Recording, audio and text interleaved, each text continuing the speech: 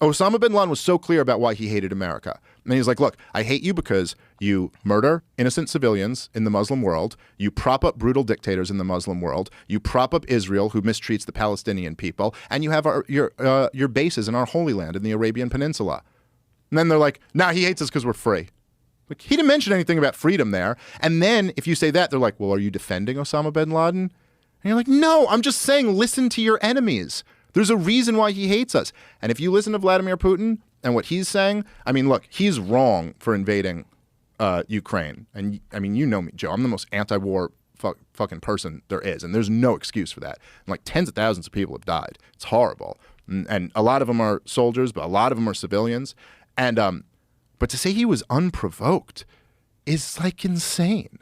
It's just only people who know nothing about the history of this conflict would say there was no provocation. Did you see the conversation that Roger Waters had with that CNN guy? Yeah, and right, because Roger Waters was awesome on that. Because he knows what he's talking about, dude. And he's right about all of that shit. Look, the promise, and this is what he was saying, and he's absolutely right, is that the promise when the Soviet Union collapsed in 1991, and this was like verbally promised and put in writing, was that NATO would not expand 1 inch to the east. And NATO at that point, the line then was through Germany, right? Like the western half of Germany was in the west, and the eastern half was with the Soviet Union. And they were like, we'll let all of these nations, secede, and the Soviet Union will collapse, and we're giving up on communism. It was one of the greatest things that ever happened. And the deal was, okay, you do that, then we won't move NATO. We won't move our military alliance into your area that used to be your realm of influence. And every single president since then has moved NATO east to the point that NATO is now on Russia's border.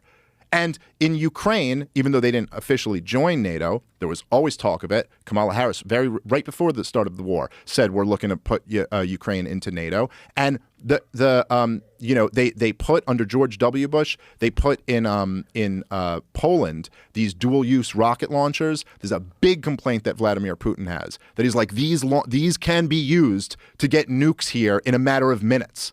Like this is like a threat to us that we cannot tolerate. And then in 2014, there was a coup in Ukraine that was completely led by the West.